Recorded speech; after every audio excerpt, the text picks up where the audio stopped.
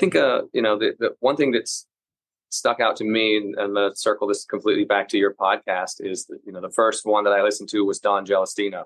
But I remember when he closed his interview with you, he talked about knowing your numbers. If you're running a team or running a company, if you're an entrepreneur, and, he was talking about getting a job, and, he'd figure out the costs and throw 30% on top of it, 35%, win the job, and he's winning jobs, and then didn't realize he was digging himself into a hole until a CPA pointed it out. And he talked about the importance of truly knowing your numbers. I remember that hit home with me. And so I would reiterate what Don said. That is probably the most ironclad advice for any entrepreneur that we can give. Hello, and welcome to the Elevator Careers Podcast, sponsored by the Allred Group. I am your host, Matt Allred. In this podcast, we talk to the people whose lives and careers are dedicated to the vertical transportation industry to inform and share lessons learned, building upon the foundation of those who have gone before to inspire the next generation of elevator careers. Today our guest is Nathan Hall, the Chief Elevator Enthusiast at Vasile Elevator, a designer, manufacturer, and installer of premium commercial elevator interiors, cab shells, entrances, and doors. Vasile Elevator was started with old world grit, determination, and an absolute dedication to quality. Nathan joined Vasile 13 years ago, and with his background in the hospitality industry, he has brought passion, enthusiasm, and an ever-present desire to learn and improve. Nathan, welcome to the show. Thank you. I'm thrilled to finally be here. It's been a I'm been a excited long, to have you. It's about the journey, they say, and it's been a journey for you and I. But I'm excited. Thanks for having me. Yeah, no, it's a lot of fun. So obviously we've seen each other at some of these conferences. I mean, I think it was in Louisville. What was that, a year and a half ago or something? And we talked about doing this, and I think we'd even try. Yeah, we tried before, and it's like life gets busy. There's a lot going on. It is, and it seems like we're always juggling, and for some reason it feels like if something's further out on the horizon, it seems more plausible, right? And then the day approaches. Gets there, and all the realities that you felt every time you tried to schedule something just hit you again. So, but now we're here now, and it's good to talk. I enjoy your show so much. So many great interviews. It's incredible how many you've done already since I first learned about your show, and since we first talked about this episode. So, yeah, thanks for that. Yeah, thank you. It's a lot of fun. I mean, I was thinking as I was waiting for this to start, I was like, I just like doing this. This is a lot of fun. I get to know a lot of people. And it's something I've always just loved to do. So maybe it's just an excuse to do what I love, which is get to know people. That's great. Listen, if you can find excuses to do what you love and put yourself in that place where you're doing it more frequently, you're doing something right. I think enough of us know that as we get further in our careers, that's important. And we hope that we're. So. Yeah, absolutely. So let's talk for a minute about 25 years. I saw that a few weeks ago, maybe it was a month or so ago. Vasile Elevator, 25 years. Tell me about that 25-year mark. That's big. Sure, it really is, and it's kind of surreal for us. I came to this industry and this business about 13 years ago, joined the company, and at that time we were 12 years in business, and we looked at other companies who had been in business for 20, 30 years as kind of giants to us, right? They've been so long in business. So for us to be at that quarter century mark is really incredible. We think about, how long ago that was when Vasile started this business with just a dream and truly a seed back in 99. And it's really neat to see how far we've come as a team and how large our operation has grown. But as you always notice, even though you're growing, how much more there is that you can do or that you want to achieve. That you never feel fully satisfied, but to us, it's pretty exciting. It really is. We feel like we're certainly much more mature as a team and as an operation. We also just last week had Employee Appreciation Day. That's a national holiday, and as a fun thing, we decided to take all of our team members and put them on a chart, and then put a blank space next to each person that you could fill in how many years they've been there, and come up with what's the total years of experience that the Vasile Elevator team has at Vasile Elevator, not in our careers, just here at this company. And so with about 35 people on that chart, I was pleasantly surprised to see we had 201 years collectively as a team. And we've got a number of people who are new on the team who've just been here. They're just sort of inside their first year here. So to see that we were still that many years aggregate, the average is pretty high. So Yeah, it's a mature feeling. That's what I'm getting at. We feel a lot more mature than we ever did before in this industry, which is nice. It's nice. Yeah. A lot of what are they called? Tribal knowledge, right? Just knowledge of things that happen here, between each other, between, the business and customers and everything that's going on. So that's Correct. awesome. Correct. Yeah. You start to feel like, every industry, if it's a new industry, can feel a little overwhelming, and you feel a little lost in the beginning. I joined this company in this industry, so it was something completely new. I had been in hospitality for 10 years just prior to coming into this industry, with a 2-year break to do my global MBA. And so I didn't, like a lot of stories that I hear, people didn't plan to be in this industry. They kind of found themselves in this industry. And so I had to learn it all from zero and from scratch. And after having been in my previous industry and career for a decade, I felt very knowledgeable where I was at. And it wasn't much you could ask me that I didn't have an answer for, right away where to find it.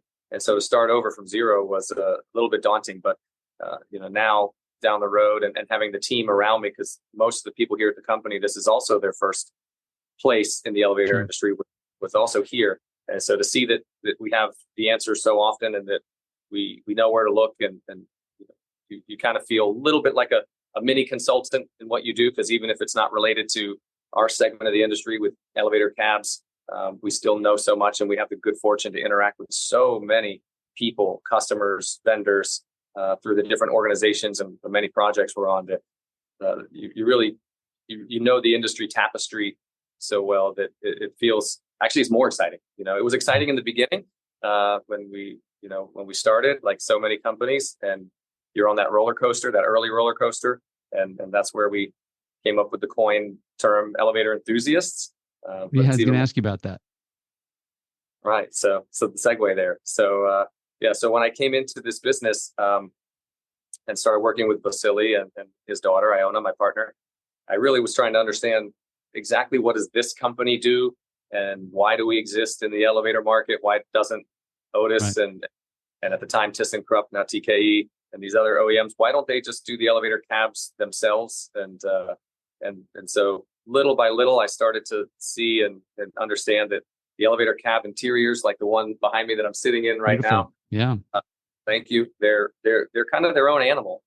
It's not, it's something that the elevator industry has, but it's really much more interior design, especially if you're going to work in the condo market down here in South Florida. The condo market, a lot of high-end condos, a lot of high expectations. People want to design things that are bespoke and really fit their building and their standards and their aspirations. And so that's not the sweet spot for an elevator contractor who's focusing on new equipment installations and modernizations and service and repair. And I started to understand why they depend on really knowledgeable, capable vendors to do this work. And but we also support the things that they need for elevator cab shell replacements, entrances, doors, things that are mostly sheet metal fabricated items. And when I was trying to just get my head wrapped around the scope of everything we do at the beginning, when I would ask Iona, I would ask Vasile, they would say, "Oh, everything, we do everything," And I thought, wow, that sounds a lot. That's a bit overwhelming. But I could tell that whenever somebody came to them with something new that they hadn't done or that they hadn't done in a long time, they were always very excited about it. They loved the challenge. They were really enthusiastic about this market and anything that a customer could bring to them, because they understood innately that if you solve your customers' needs, you'll always be in demand and in favor with them. And so I thought, wow, you guys are just really enthusiastic about this elevator industry, even if you can't articulate to me everything that we do. And so it just seemed to make sense in the beginning that as I spoke to other people, other vendors, sometimes, like certain markets that are mechanically oriented, you feel like people are just sometimes they're just kind of there, and they don't have the same passion for what they do. They're just things are technical for them. Right. And this the passion was clear, and I thought that suits us. It suits my personality. It would be a good trademark for us to have. There were no other elevator enthusiasts that I could find, or who at least were using that term in my quick exploration. 13 years ago, and so it has certainly stuck for us. And now it's a core value for the people here on the team, and it's part of who we are and our branding. So clarify that a little bit, because I have seen your title as Chief Elevator Enthusiast, but kind of like Subway has sandwich artists, your whole team is enthusiasts. Is that correct?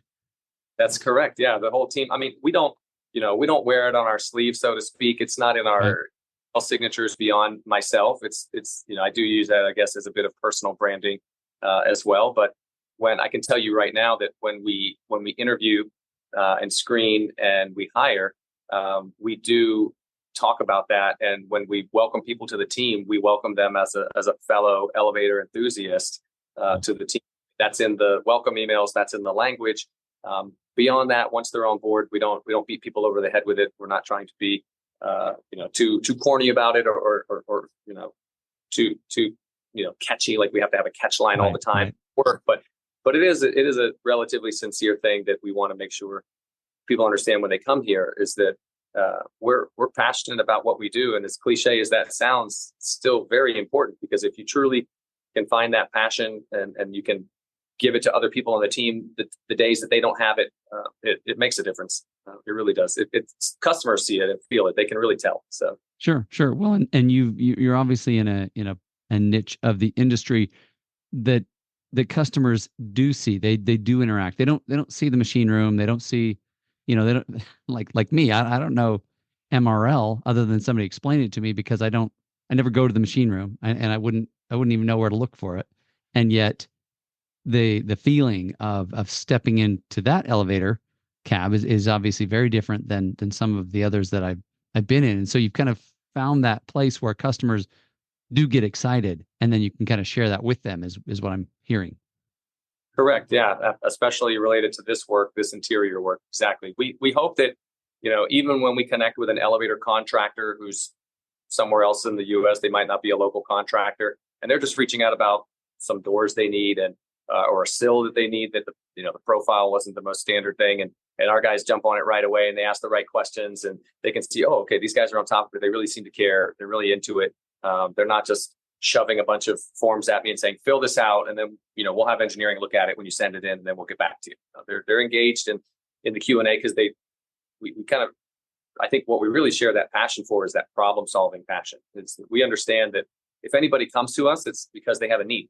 And again, that can sound cliche, and it's true for so many businesses, but it can be a scary thing when your team doesn't understand that, or doesn't lead with that desire to make my customers' needs be met in the most simple and direct way possible, or even anticipate their needs. That's something we did a lot in hospitality before I got to here, and my hospitality background certainly served me well in this industry, is trying to anticipate. We would say anticipate your guests' needs. People are checking in at your resort, and what is it they need? What is it that they're not saying that you can be ahead of them and know that they already need that, or try to present that. And so it's the same thing here. And of course, again, as we grow, as we mature, we have more resources and we're better organized for that. But we've thought that way for a long time, and it does seep into what we do.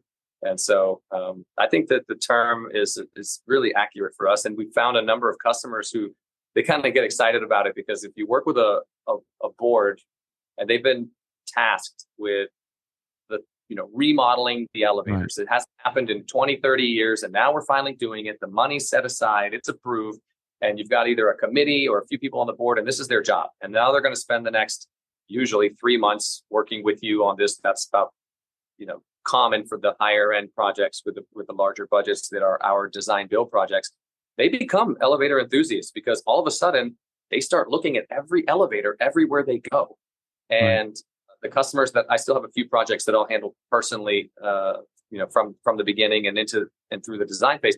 And they all have my cell phone number. Everybody in this industry has my cell phone number. They'll get excited and they'll text me a photo at 8:30 at night, and they'll say, "Hey, I just saw these elevators at this building. Did you guys do those, or do you know these, or what do you think about this floor?" Love it. I still love it to this day. Send you pictures, right? What about this color? Does it go well with our carpet? Sure, right. And whenever it's good to have boundaries. I definitely preach and live a life-work balance. I don't say work-life anymore, because I realize life has to come first. I And so, like that. yeah, we that is definitely another core value here at this company. And it's interesting because I think at some businesses, people get scared that if you have this, if you tell your employees and you tell your team that a work-life balance is important, or as we say it, a life-work balance is important, they get worried that people might get too comfortable. They think work is not important, and it's quite the contrary. Because if you respect the life-work balance and you understand that we want to be flexible, everybody has a life outside of work, and we spend more hours at work. But what we do outside of work, people who are near and dear to us are more important in the bigger picture. What we find is that we want to spend time with our families and be present outside of work. So the time we spend at work has to be more productive. We have to put more value on the time that we're here and be smarter and do things better and get to the root of problems faster and create solutions more efficiently and eloquently, year after year and as we go. And if we can do that, then we can have the life work balance, and we can still meet the needs of our customers and the people who come to us and be there for our families. And I think that's really key. But when I give my phone number out and people text me at night, I tell them, don't worry about it, right? Because if I'm with my family and I'm with my kids, I'm with my kids. My phone's somewhere else. But as soon as I see it, I'm going to respond. I'm going to be excited with you about that photo that you sent of somewhere. And if I don't see it when we get through the morning, that's fine too. But we draw people in and they become elevator enthusiasts with us on these projects because it is, if you're doing it once every 20, 30 years, which is kind of what the rhythm is like, then it is a big deal. We've had customers, and it's a little bit morbid, but we've been sitting in meetings. They say, these are the last elevators I'm ever going to see. I retired here. I'm going to die here. I want them to be good because I want to do it right. Elevator interior probably, in this lifetime. And when they put that on you, you're like, oh, geez, this is kind of a big deal, right? It's for you. It might just feel a little bit like another project, but to somebody else, it's their home. It's what they step in and out of every day. Right. It's going to be their legacy on that committee.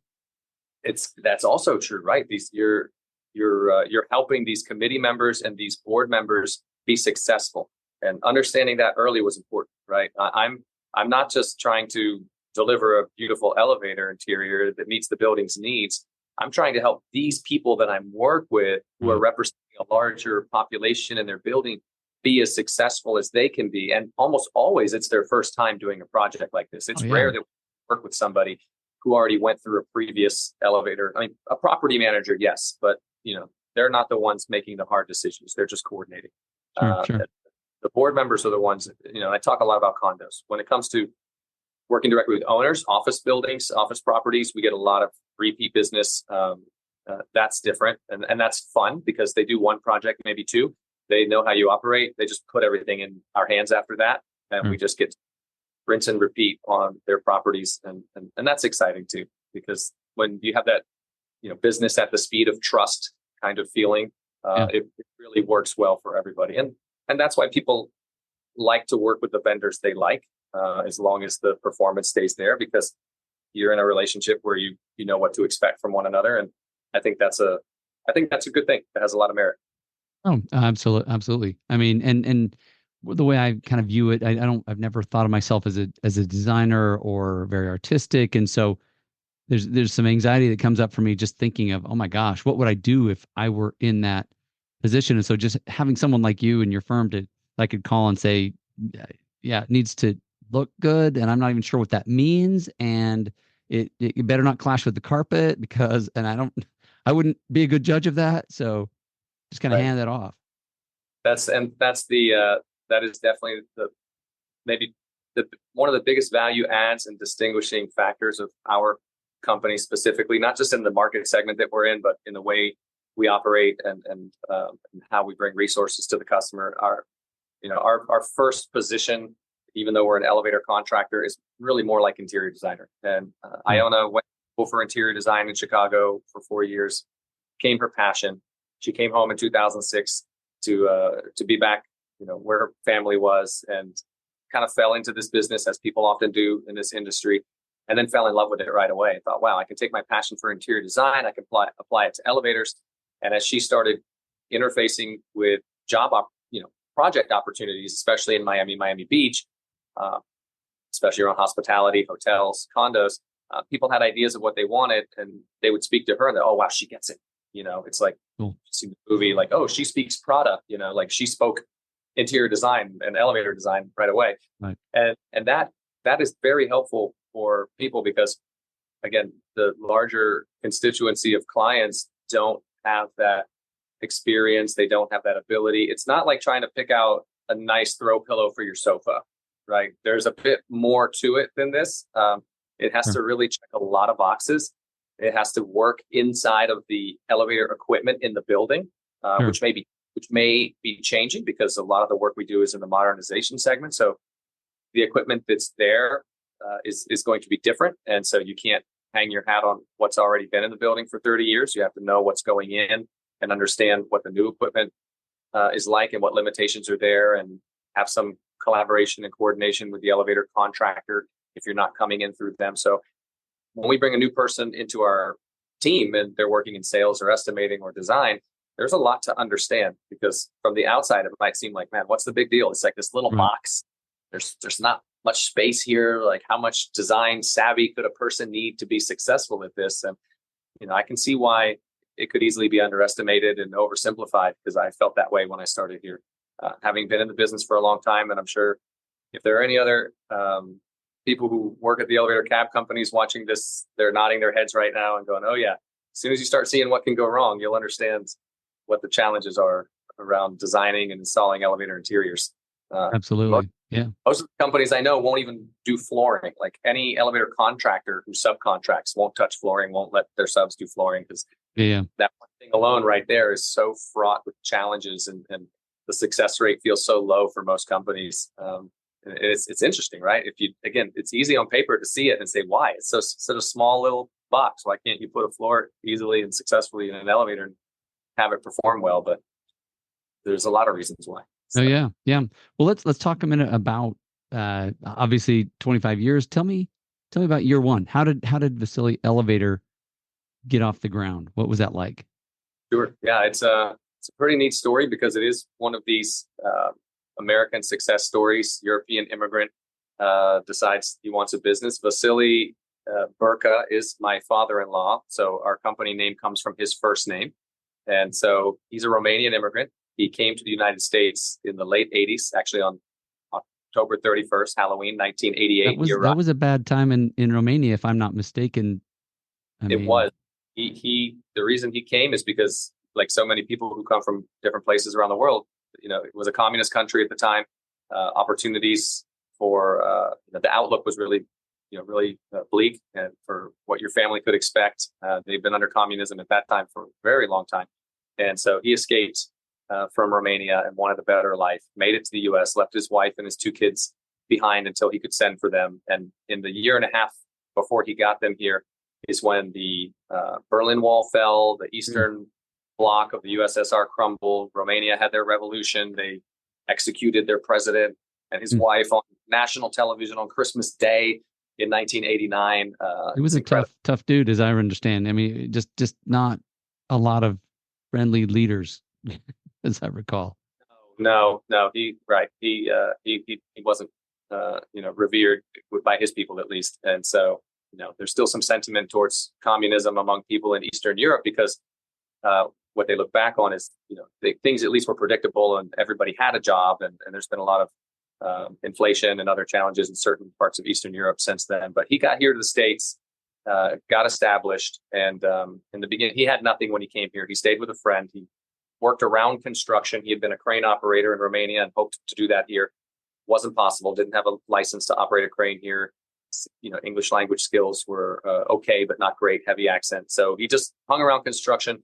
Realized, I need a new career. He was 38 when he arrived here in the U.S. So it's you're kind of that midway point in life where you got to pick something else now and stick with it. And he went to work for an elevator company here in South Florida, in their shop, very much like this, the company that built cabs and installed interiors. And he worked in the shop in the beginning. Eventually, they had nobody in the field, and they desperately needed to install an interior. So a manager grabbed him one day and, you work with tools in the shop. You must be able to do this. Let's go install this elevator interior. What do we need? He's like, right. We need tools. We need to bring tools. We need a way to get the tools in the job. Let's go do it. And so they did it. And he was He was great. And they, oh, you can do this. And so he started installing the interiors. And over 10 years, he worked for two different companies down here, Bryce Southern and what's the other one he worked for? Interlift. And then he realized they struggle to find anybody who can install interiors the way I can. He had a lot of talent. He was really fast, really good problem solver. He didn't have experience doing it, but when you grew up in a communist country where resources were really limited and you had to improvise all the time, he was a master of that. And resourceful. Yeah, that's right. That's right. Very resourceful. And so he determined that he could do this himself, and he wanted to do it himself. It was his American dream to have his own business, to work for himself. And so after 10 years, he struck out on his own and he registered his company. And he really, to be honest, he really had no idea how to get the business. He knew how to do the work. He wasn't sure. I mean, he had an idea where the work comes from. Sure. He understood elevator contractors will subcontract for this. And so actually, Iona was in her senior year of high school, and he made the leap of faith to go out on his own. And all of a sudden, he kind of did it without a true plan of having a customer base. And he realized after like 6 weeks, he hadn't had a job, hadn't had a lead, a strong community. He's the breadwinner for his family. His wife's at home taking care of the kids. And so he gave the yellow pages to Iona. He put the phone book in front of her and he said, call to every elevator company and make me an introduction. Ask for the manager, make me an introduction. Wow. She's like, Dad, I don't want to do this. He's like, no, I need you. She has the best English. It's hard to say no to her. She's very pleasant. And so she didn't want to do it. And she's like, this is your problem. This isn't my problem. There's a lot of kids, we feel that way about their parents.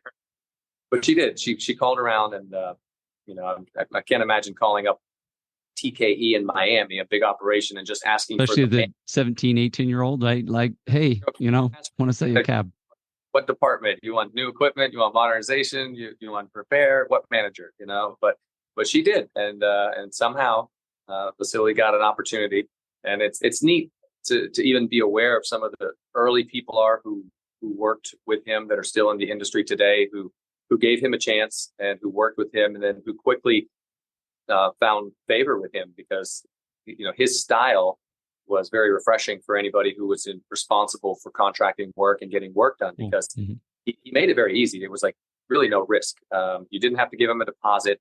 He would buy everything. He would install it. He would tell you almost like a motto. He would say, look, if there's one thing you don't like, I'll rip it all out, do it over. Like he wanted to make it low risk for his customers to try him in the beginning. And then as soon as, they got hooked on that incredible response time that he had. I mean, when I started there in 2011, we were still getting a couple customers faxing us their orders. If you can imagine that things were coming in by fax. And I remember we had one local customer here and he would fax over to Vasile. It was a 1-page document. It was all handwritten, and there'd be a sketch, just a plan view of a cab with some generic dimensions and a generic scope of work. Hey, I want a ceiling with 6 lights. I want this laminate, 7 panels and, rubber floor and 1 handrail on the rear wall, round. And then it would say like, can you do it for $4,000 at the time? Something like that. Right. Wow. And Vasile would get the fax and he would look at it and he would read through it. And then he would cross out the price and write, no, 4,100. And he would fax it back. And then he would go right into the shop and just start working on it. Like that was it. Order acknowledged, materials already moving, and we're rolling, right? And if you didn't have that job ready for him to install within a week, he was kind of upset and perturbed. Like, hey, that was him. He would jump. He was ready to go. So it was a bad thing if you contracted him for a job that was 3-4 months out. Because he would get antsy. He's ready to do it. He's a man of action, always, not a man of words. That's awesome. Not a man of paperwork. He just likes to jump in and do it. So tell us about, you had mentioned his first invoice. Tell us a little bit about how that went. Right. So when he did this first job for somebody, and he installed the elevator interior, and then a couple of days later they gave him a call. Hey, Vasile, great job. Everything looks fantastic. Thanks. We've got another one for you right away. Send me over an invoice. I'm going to close this one out and get you paid. And then I've got another one for you maybe next week. I want to get the information over to you. And so Vasile hung up the phone and, he didn't know what an invoice was. And instead of asking, he just didn't do anything. And then a day or two later, the customer calls him back and he said, hey, Vasile, please, send me over an invoice. I got another job. I want to close this one out. And then, he he had to say, "Hey, I'm sorry, what is invoice, And they're like a bill, and they're like, you know what, I'm going to send you over something. You just sign it, and so we can pay you, and then we want to have you do this other job."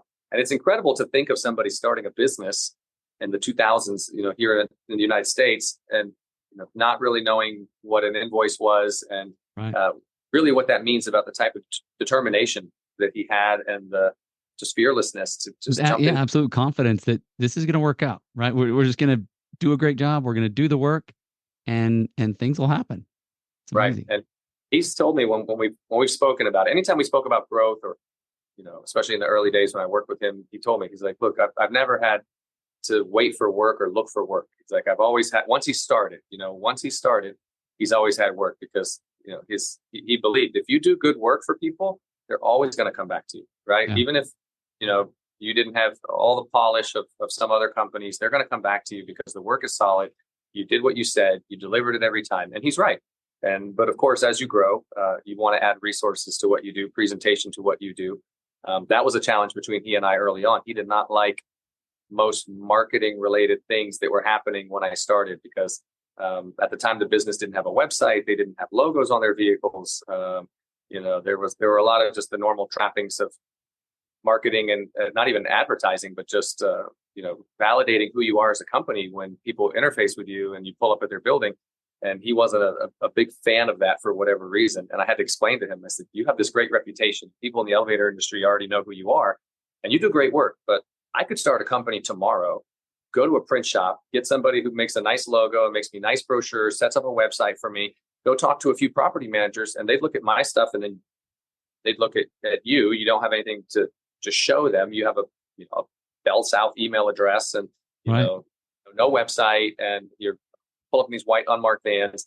I said, what's a property manager going to think, down here?" I said, it's going to be tough. It's not fair, right? Because the other person might not know anything, and you're way more knowledgeable. But we live in an age where people evaluate things based on what they're used to, what they can Right. see online. And so you can't, you don't have to fall all over yourself about it, but you can't ignore it. You can't discredit that we're, and we're shallow, right? We're going to only just scroll for a second, and we're just going to look for 2 or 3 things that tell our brain, like, okay, this is legitimate. And Right. then we're going to, right? But if we don't find those 2 or 3 things, right? When you pull up a new restaurant, and anymore, websites kind of one of those things that do they exist? And if there's no websites, like they don't exist. I mean, wasn't that way 30, 40 years ago, right? But as time has changed, it's like, no, that's how you show that you are in business, pretty much. right? And it's kind of like, it's like having a storefront, right? It's sort of, so to speak. I don't think people are spending in our industry lots of time on website, on other vendors' websites, suppliers' websites. I could be wrong. I think it's more of just a validation thing, or if you can find quickly what you're looking for, you'll go back more often. Again, we're used to doing everything fast and getting answers fast today. Thanks to AI, now things are getting even easier and faster for the people who are already using this tool. And so, you don't have, again, I don't think you have to get carried away with it, but there's certain things that need to be there for a customer to just feel secure about you, and to feel safe when they interact with you. Absolutely. Absolutely. So you say you've been there, what, say 13 years, you kind of came halfway through. What is one of the biggest things that you've learned over this time? I mean, it was a career shift for you. Yeah, that's a great question. There've been a lot of things that I learned. I think one of the neat things that I've learned, it's not something job specific, how much people love this industry who are in this industry. I came from a completely different industry, hospitality, and hospitality is kind of like a party industry. Whether you're on the restaurant side or hotel side, it's kind of that vibe. People get burned out really a lot, and then but they people do stay in it quite a bit. But in this industry, there's so many owner operators, so many family companies, people who work for the OEMs and larger companies rarely leave. They shift around, they build their career in this industry, and there's so much respect that people give one another when you're in this industry. Early on, I kind of expected, if you work for Otis, you don't like the mechanic from Thyssen, or vice versa, right? Not true at all. Really, I've seen almost none of that. It's people are so supportive. It's a brotherhood and sisterhood. And once you're in this industry and you start to meet other people, even competitors, like so many people that we have that on paper are competitors of ours, I have great relationships with, and I think the world of, and I would go out of my way to help them out. And it's neat to see that's truly what the industry is. It's not superficial; it's something very real, and I hope it doesn't change, because there's a lot of M&A activity over the last few years. That's a hot topic, right? There's so much private equity coming into the elevator industry. I get all sorts of solicitations to talk to people on a regular basis, and it's just what it is today. But that was one of the neat things that I learned, is that you could pick up the phone and talk to somebody else, and if they're an elevator person, if they're in this industry, you don't have to be in the same room breathing the same air, because you're already, you're dealing with a lot of the same challenges, and you have a mutual respect once you're in this industry. So that was really cool to find out. Didn't realize that on day one, right? That came after being here for a few years. Yeah, absolutely. Yeah. And honestly, that's one of the things that really drew me to this industry, having worked in other industries, having recruited in other industries. And then when I started working with elevator people, it's about 12 years ago, just realizing that there was something very different in the culture, in the respect, the camaraderie, because the companies I had worked for before, it was kind of like, oh, that's the competitor and we just hate them. And everybody, they're just the bad guy. And we're, of course, the good guy. And so that was kind of the culture that was bred. And it's like, I don't see that either. I mean, there's, to your point, a healthy respect that, hey, we're in this together in a sense, even though we compete against each other. Sure, right. And I mean, of course, there's still competition, and that's a good thing, and that's a healthy thing. But it's you're right. It's not like some other industries. Doesn't ever feel cutthroat or there's animosity. We have really good industry associations at state level, at the national level, and there's such a good genuine camaraderie among people in this industry, and I get to see it firsthand. I'm a golfer, and I play a lot of golf, and I get to play golf with a lot of people in Florida and around the U.S. And I'd love to see how the groups mix up, and you get people who are elevator contractors who are maybe even competitors in a sense, and they don't care. They love to get out and hang out together and talk shop, and we like to talk about what we do. And you get somebody else who understands, and you can talk to them and commiserate a little bit. Then I think our human nature kicks in, and we want that. So yeah, I do think that's part of just the deep connection that's created is almost like comrades in arms. That, hey, we've been there, we've been in the pit, we've been we've done these things, and not that many other people can even comprehend what that's like. That's true, right? That's true. Right. I wouldn't put it quite as high up as if you work in like if you're in the armed forces or if you're a police officer or something, because then lives are on the line and Sure. and you get that you can't share. But if you just come down a notch or two from that, I think you're right. If you've been on top of an elevator, if you've been in a pit, I know sometimes there can be a little bit of like, oh, if you haven't turned a wrench, we can't relate to one another, right? Because there's people in this industry who they've been on the management side or on the sales side, but they've been in and around it enough. Most people, they had some kind of sales internship, they had a little bit of field training, they still have to know about it. And I think that there's definitely a brotherhood out there. So Yeah, absolutely.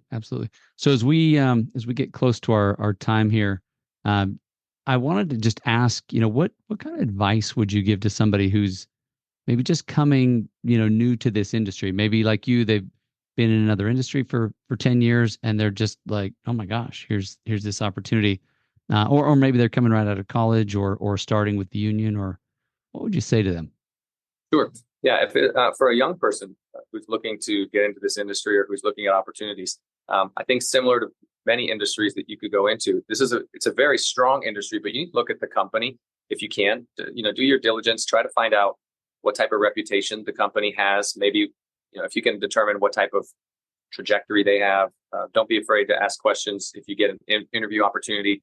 How do you invest in your operation, right? Are you a growing company just because you have a couple more customers every year, or are you increasing your capacity and your capabilities? Like, try to understand, if you're career minded, if you're growth minded, then you want to be on a team that's that way, and so that you understand that opportunities will pave the way out in front of you because the company's doing that.